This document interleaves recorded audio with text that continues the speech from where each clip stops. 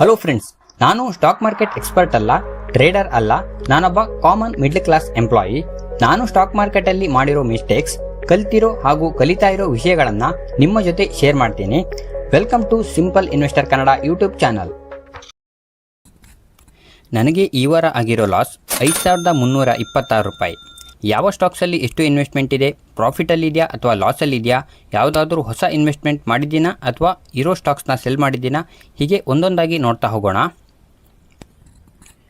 ನನ್ನ ಹೋದ ವಾರದ ವೀಕ್ಲಿ ಅಪ್ಡೇಟ್ ವಿಡಿಯೋದಲ್ಲಿ ನೋಡಿದ ಹಾಗೆ ಮಾರ್ಕೆಟ್ ಕ್ಲೋಸ್ ಆದಮೇಲೆ ಟೋಟಲ್ ರಿಟರ್ನ್ 2316 ರೂಪಾಯಿ ಪ್ರಾಫಿಟಲ್ಲಿತ್ತು. ಅದೇ ಈ ವಾರ ನೋಡಿದರೆ ಮಾರ್ಕೆಟ್ ಕ್ಲೋಸ್ ಆದಮೇಲೆ ಟೋಟಲ್ ರಿಟರ್ನ್ -3010, ಅಂದರೆ 3010 ರೂಪಾಯಿ ಲಾಸಲ್ಲಿದೆ. ಅಂದರೆ ಈ ವಾರ ಒಟ್ಟು 5326 ರೂಪಾಯಿ ಲಾಸ್ ಆಗಿದೆ. ಮಾರ್ಕೆಟ್ ಯಾವ ಕಾರಣಕ್ಕೆ ಡೌನ್ ಆಗ್ತಿದೆ ಅಂತ ನಿಮಗೂ ಗೊತ್ತಿರುತ್ತೆ, ಅದ್ರ ಬಗ್ಗೆ ಲಾಸ್ಟಲ್ಲಿ ಮಾತಾಡೋಣ. ಮೊದಲನೇದಾಗಿ ಈ ವಾರ ನಾನು ಮಾಡಿರುವ ಹೊಸ ಇನ್ವೆಸ್ಟ್ಮೆಂಟ್ ನೋಡೋಣ.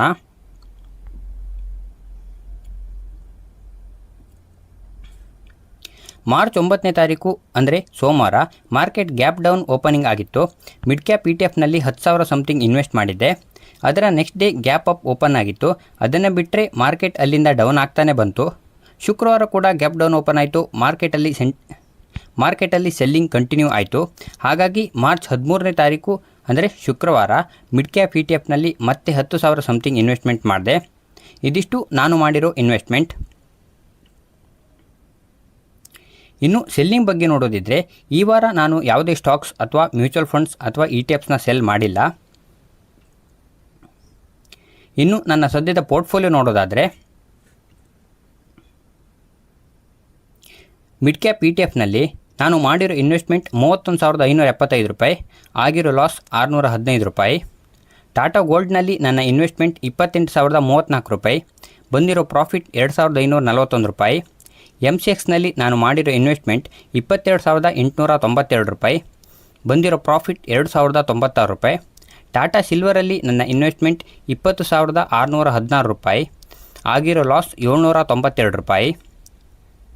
ನ್ಯಾಲ್ಕೋದಲ್ಲಿ ನಾನು ಮಾಡಿರೋ ಇನ್ವೆಸ್ಟ್ಮೆಂಟ್ 10,527 ರೂಪಾಯಿ, ಬಂದಿರೋ ಪ್ರಾಫಿಟ್ 1,093 ರೂಪಾಯಿ. ಶ್ರೀರಾಮ್ ಫೈನಾನ್ಸಲ್ಲಿ ನಾನು ಮಾಡಿರೋ ಇನ್ವೆಸ್ಟ್ಮೆಂಟ್ 9,900 ರೂಪಾಯಿ, ಬಂದಿರೋ ಪ್ರಾಫಿಟ್ 126 ರೂಪಾಯಿ. ಲಾರಸ್ ಲ್ಯಾಬ್ನಲ್ಲಿ ನಾನು ಮಾಡಿರೋ ಇನ್ವೆಸ್ಟ್ಮೆಂಟ್ 11,325 ರೂಪಾಯಿ, ಆಗಿರೋ ಲಾಸ್ 1,291 ರೂಪಾಯಿ.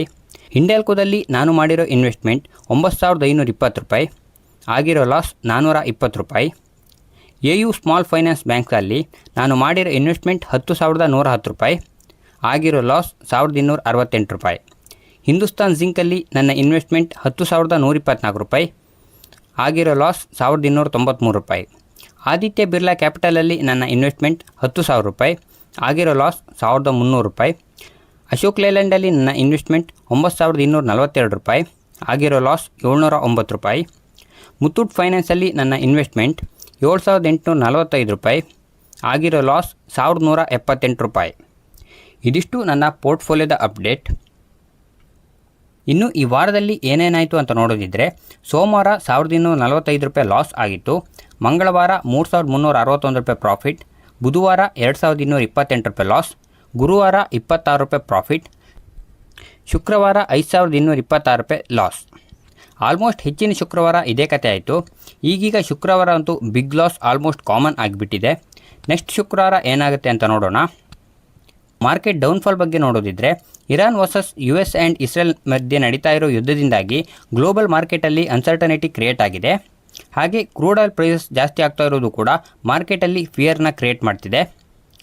ನೆಕ್ಸ್ಟ್ FII ಅಂದರೆ ಫಾರಿನ್ ಇನ್ವೆಸ್ಟರ್ಸ್ಗಳು ಕೂಡ ಮ್ಯಾಸಿವ್ ಸೆಲ್ಲಿಂಗ್ನ ಮಾಡ್ತಾ ಇದ್ದಾರೆ.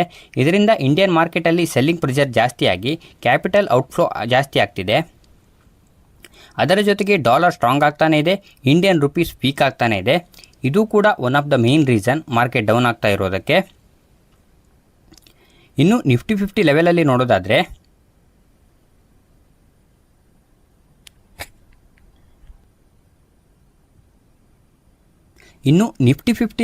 ನೋಡೋದಾದರೆ ಈ ವಾರ ಆಲ್ಮೋಸ್ಟ್ 5ರಿಂದ 5.5% ಡೌನ್ಫಾಲ್ ನಿಫ್ಟಿ 50 ಇಂಡೆಕ್ಸಲ್ಲೇ ಆಗಿದೆ.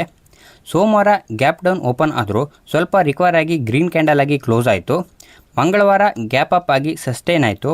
ಅಲ್ಲಿಂದ ಪ್ರತಿದಿನ ಡೌನ್ ಆಗ್ತಾನೆ ಬಂತು. ಶುಕ್ರವಾರ ಬಿಗ್ ರೆಡ್ ಕ್ಯಾಂಡಲ್ ಆಗಿ ಕ್ಲೋಸ್ ಆಯಿತು. ಸದ್ಯಕ್ಕೆ ನಿಫ್ಟಿ 50ಲಿ ನೋಡಿದರೆ ನೆಕ್ಸ್ಟ್ ಮೇಜರ್ ಸಪೋರ್ಟ್ ಇರೋದು 22,000 ಲೆವೆಲಲ್ಲಿ. ಮಾರ್ಕೆಟ್ ಅಲ್ಲಿಯವರೆಗೆ ರೀಚ್ ಆಗುತ್ತಾ? ಒಂದು ವೇಳೆ ರೀಚ್ ಆದರೆ ಅಲ್ಲಿ ಮಾರ್ಕೆಟ್ ಯಾವ ರೀತಿ ರಿಯಾಕ್ಟ್ ಆಗುತ್ತೆ, ಅಲ್ಲಿಂದ ರಿವರ್ಸಲ್ ಆಗುತ್ತಾ, ಏನೇನಾಗುತ್ತೆ ಅಂತ ಕಾದು ನೋಡೋಣ. ಇನ್ನು ನನ್ನ ನೆಕ್ಸ್ಟ್ ಇನ್ವೆಸ್ಟ್ಮೆಂಟ್ ಪ್ಲ್ಯಾನ್ ಏನು ಅಂತ ಕೇಳಿದರೆ, ಹೋದ್ವಾರ ನಾನು ಸೆಲ್ ಮಾಡಿರೋ 40% ಅಮೌಂಟ್ನ ನೆಕ್ಸ್ಟ್ ವೀಕಲ್ಲಿ ರೀಇನ್ವೆಸ್ಟ್ ಮಾಡೋ ಪ್ಲ್ಯಾನ್ ಇದೆ. ಯಾವಾಗ ಏನು ಅಂತ ಅಪ್ಡೇಟ್ ಮಾಡ್ತೀನಿ. ಇದು ನನ್ನ ಕತೆ ಆಯಿತು. ನೀವೆಷ್ಟು ಇನ್ವೆಸ್ಟ್ ಮಾಡಿದ್ದೀರಾ, ಎಷ್ಟು ಲಾಸ್ ಆಗಿದೆ, ಪ್ಯಾನಿಕ್ ಆಗಿ ಸೆಲ್ ಗಿಲ್ ಮಾಡಿದ್ರೆ ಹೇಗಿದೆ ನಿಮ್ಮ ಇನ್ವೆಸ್ಟ್ಮೆಂಟ್ ಅಂತ ಕಮೆಂಟ್ ಮಾಡಿ. ನಿಮಗೆ ವಿಡಿಯೋ ಇಷ್ಟ ಆಗಿದ್ದರೆ ವಿಡಿಯೋನ ಲೈಕ್ ಮಾಡಿ, ಹಾಗೆ ನಿಮ್ಮ ಫ್ರೆಂಡ್ಸ್ ಜೊತೆ ಶೇರ್ ಮಾಡಿ. Thanks for watching.